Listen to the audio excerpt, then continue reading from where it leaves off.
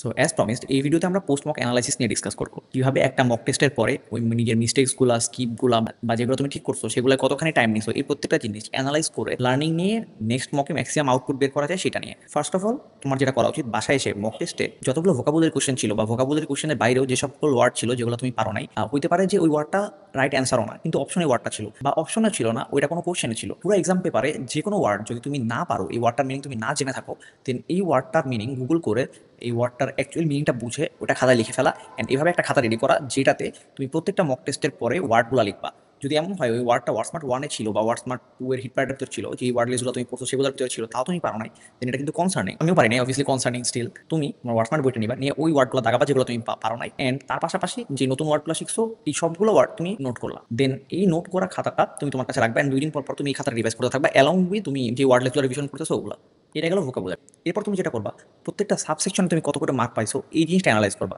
So ধরো 3টা error direction ছিল, তার মধ্যে তুমি 2টা পারছো, একটা পারো নাই, তাহলে তুমি এরর ডিরেকশন থেকে কত পাইছো 1.75। তো এইভাবে তুমি প্রত্যেকটা subsection, error detection, sentence correction, parajumble, vocabulary, এইগুলো থেকে দেখবা যে তুমি কত করে পাইছো। যদি এমন হয় যে কোনো একটা পার্টিকুলার সাবসেগমেন্টে ধরো 30%-এরও কম পেয়ে যাচ্ছ, তখন এটা কনসার্নিং। সো এটা যেই সাবসেগমেন্ট ওই সাবসেগমেন্টটা তুমি ওই মকের পরে 100-200 কোশ্চেন সলভ করে ফেলবা। তো ধরো তুমি একটা মক টেস্ট দিলা, ওই মক টেস্টে দেখলা যে 5টা সেন্টেন্স কারেকশন ছিল, তো তুমি 5টা সেন্টেন্স কারেকশনের মধ্যে 2টা ঠিক করছো আর 2টা ভুল করছো, তুমি পাইছো 1.5।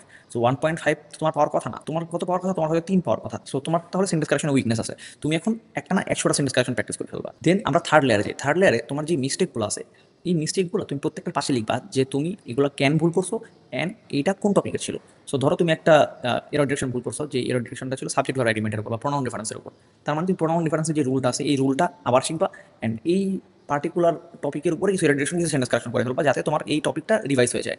বা ধরো তুমি স্পিড ডিস্টেন্সের একটা ম্যাথে ভুল করছো বা স্পিড ডিস্টেন্সের একটা ম্যাথ স্কিপ করছো, তাহলে তোমার স্পিড ডিস্টেন্স ম্যাথে উইকনেস আছে, তুমি স্পিড ডিস্টেন্স টাইমের অনেকগুলো ম্যাথ একসাথে করে ফেলবা। তুমি যদি দেখো যে পাজল একটা দুটা ভুল ছিল, তাহলে ডেটা সাফিসিয়েন্সি বা ক্রিটিক্যাল রিজনিং দিয়ে তোমার পাস করার কথা। তাহলে ডেটা সাফিসিয়েন্সি আর ক্রিটিক্যাল রিজনিং এইটা দিয়ে যেহেতু তুমি পাস আনতে পারো নাই, তাহলে তোমার এখন অনেকগুলো ডেটা সাফিসিয়েন্সি প্র্যাকটিস করা উচিত, অনেকগুলো ক্রিটিক্যাল রিজনিং প্র্যাকটিস করা উচিত। তো এইভাবে তুমি যেইটা ভুল করছো অথবা যেইটা স্কিপ করছো ওইটা যেই সাবসেগমেন্টে ছিল বা ওইটা যেই টপিক সেইটা তোমার ভালোভাবে রিভাইজ করা উচিত। ইংলিশে যদি কোনো গ্রামার টপিক হয় ওই গ্রামার রুলটা, ওটা যেই টাইপের কোশ্চেন ওই টাইপের কোশ্চেনটা সলভ করলা। ম্যাথের জন্য ওটা যেই টপিকের কোশ্চেন ওই টপিকের অনেকগুলো কোশ্চেন সলভ করা। অ্যানালিটিক্যালের জন্য ওটা যেই টাইপের কোশ্চেন ওই টাইপের অনেকগুলো সলভ করলা। দেন তুমি যেগুলো ভুল করছো বা যেগুলো স্কিপ করছো এর মধ্যে অনেকগুলো আছে যে এটা তোমার আসলে স্কিপই করা উচিত ছিল, তুমি দাগাইতে যা শুধু শুধু ভুল করছো। তো এটার পাশে তোমার ভালোভাবে লিখে রাখা উচিত যে এইটা তোমার স্কিপ করা উচিত ছিল। আবার যেটা এমন যে তুমি স্কিপ করছো কিন্তু কিন্তু এটা তোমার পারারই কথা, ওটার পাশে তুমি লিখে দেবে যে এটা তোমার পারা উচিত ছিল। সো এইভাবে প্রত্যেকটা কোশ্চেন তুমি অ্যানালাইজ করবা, এন্ড একটু মনে করা ট্রাই করবা যে কোন কোশ্চেন তুমি কতখানি টাইম নিছো। যদি মনে হয় কোনোটাতে বেশি টাইম নিছো তাহলে ওইটার পাশে লিখে ফেলবা যে এটাতে তোমার টাইম ইউজ করা যাবে না, এটা শর্টেস্ট ওয়েটা তোমার খোঁজা উচিত। So তুমি যা যা মিস্টেক করছো এক্সাম হলে এই প্রত্যেকটা মিস্টেক তুমি মক পেপারে লিখে ফেলতেছো। এটার মাধ্যমে যেটা হচ্ছে যে তুমি তোমার যে মিস্টেকগুলো আছে এই প্রত্যেকটা খুব ভালো মতন ইন্টারনালাইজ করতে পারতেছো, এন্ড পরের বার তুমি এই ভুলগুলো করতেছো না।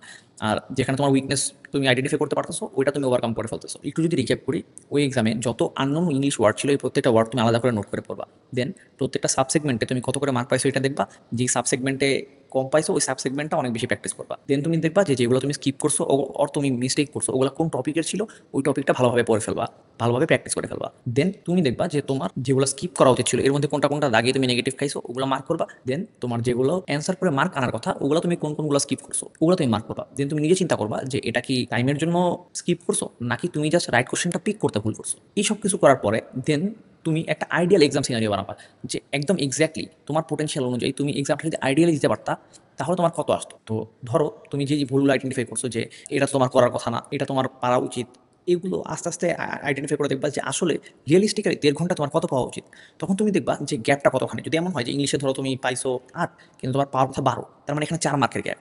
সো এইভাবে তুমি আইডেন্টিফাই করবা যে 3টা সেকশনে তুমি তোমার স্ট্র্যাটেজিক মিস্টেকের কারণে আসলে কত করে মার্ক লুজ করতেছো।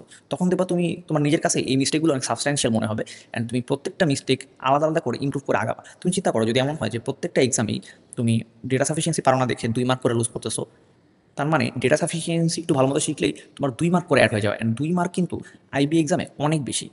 লাস্টের দিকে 0.25-এর কারণে অনেক মানুষ চান্স মিস করে। সো প্রত্যেকটা মার্ক অনেক বেশি ইম্পর্ট্যান্ট। এতক্ষণ যা যা বললাম তার সাথে তুমি আরেকটা জিনিস করতে পারো যে তোমার অ্যাপ্রোচ ঠিক আছে কিনা এটা বোঝার জন্য যে এক্সামে ভালো করতেছে তার সাথে নিজের অ্যাপ্রোচ কম্পেয়ার করা। তোমার যদি কোনো হোম টিউটর থাকে বা তোমার কোনো ইনস্ট্রাক্টর থাকে তুমি তাকে তোমার একটা মক টেস্টের পেপার দিয়ে বলতে পারো যে ভাই আপনি হলে কোন সময় কোনটা দাগাইতেন, কোনটা স্কিপ করতেন, দেন তার সাথে মিলিয়ে দেখো যে তোমার আর তার মধ্যে আসলে গ্যাপটা কোথায়।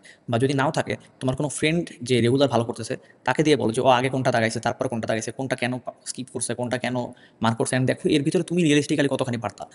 তুমি দেখবা প্রত্যেকটা মক টেস্ট তুমি যদি অ্যাকচুয়ালি যে টপিক তোমার শেষ করার কথা প্রত্যেকটা টপিক ভালো মতো শেষ করে থাকো, তাহলে দেখবা প্রত্যেকটা মক টেস্টেই তোমার নলেজ থেকে অ্যান্সার করেই পাস করা পসিবল ছিল। তুমি নতুন কিছু না শিখলেও যতখানি পারো ততখানি দিয়েও পাস করে আসতে পারতা। কিন্তু ভুলটা হচ্ছে অ্যাপ্রোচে, কোশ্চেন সিলেকশনে, যে কোনটা তুমি অ্যান্সার করবা, কোনটা করবা না, কোনটা আগে করবা, কোনটা পরে করবা। আমার স্টুডেন্টদের জন্য আমি যেটা করি যে প্রত্যেকটা মক টেস্ট না হলেও ৩-৪ দিন পর এক একটা মক টেস্টের পেপার নিয়ে ওদের সামনে এক্সাম দিয়ে আমি দেখাই যে আমি আসলে কীভাবে অ্যাপ্রোচ করতাম, যাতে করে ওরা এই ডিফারেন্সটা আইডেন্টিফাই করতে পারে যে ওর আর আমার অ্যাপ্রোচের মধ্যে ডিফারেন্সটা কোথায়। ওর মতো সেম নলেজ নিয়ে কীভাবে আমি পাস করতে পারতেছি, ও পারতেছে না। অ্যান্ড আমার যে ফাইনাল মান্থ ব্যাচ আছে এর মধ্যে আমরা অ্যাটলিস্ট ৩-৪-৫টা তো এমন সেশন থাকবে যেখানে আমার অ্যাপ্রোচ আর স্টুডেন্টদের অ্যাপ্রোচটা কম্পেয়ার করা পসিবল হবে। So তোমার যদি মনে হয় এটা তোমার জন্য ইফেক্টিভ হবে, তুমি চাইলে জয়েন করতে পারো।